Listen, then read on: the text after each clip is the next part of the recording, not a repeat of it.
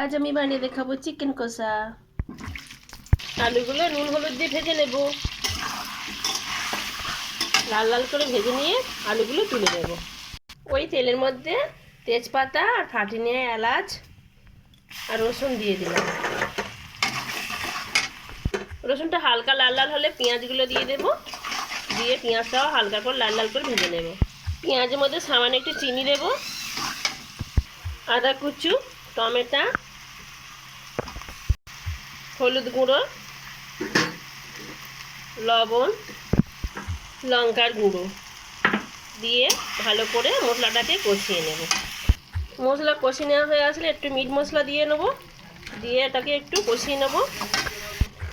মাংসগুলো দিয়ে ভালো করে কষিয়ে লাল লাল করে ভেজে নেব। ভালো করে কষিয়ে নিতে হবে এবং মাঝখানে চাট মশলা, ধনে পাতা আর কাঁচা লঙ্কা দিয়ে নেড়ে চেড়ে ভালো করে কষিয়ে নিতে হবে। একটু চাপা দিয়ে দুবার তিনবার করে চাপা দিয়ে ভালো করে সেদ্ধ করে নিতে হবে। যখন এরকম তেল ছেড়ে দেবে জানবেন যে মাংসটা আমার হয়ে গেছে। এবারে আমি কষিয়ে আলুগুলো দিয়ে দিচ্ছি, দিয়ে আরও 5 মিনিট নেড়ে নেব।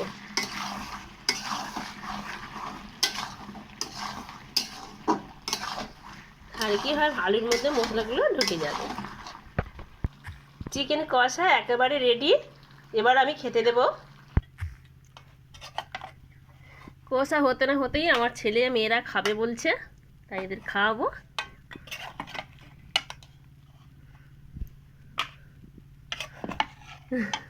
কষা মাংস খেতে যা ভালো লাগে, খুব সুন্দর লাগে। একবার বাড়িতে এইভাবে বানিয়ে খাবেন, খুব সুন্দর লাগে। একটু গ্রেভি গ্রেভি দিই। এনে সব খেয়ে নে রে।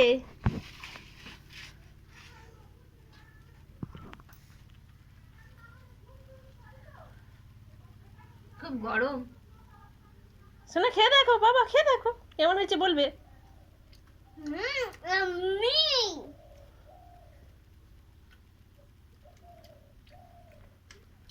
দারুণ হয়েছে বন্ধুরা। একটা লাইক কমেন্ট শেয়ার করতে ভুলবেন না কিন্তু। বানিয়ে অবশ্যই খাবেন। হ্যাঁ, বাড়িতে করবে।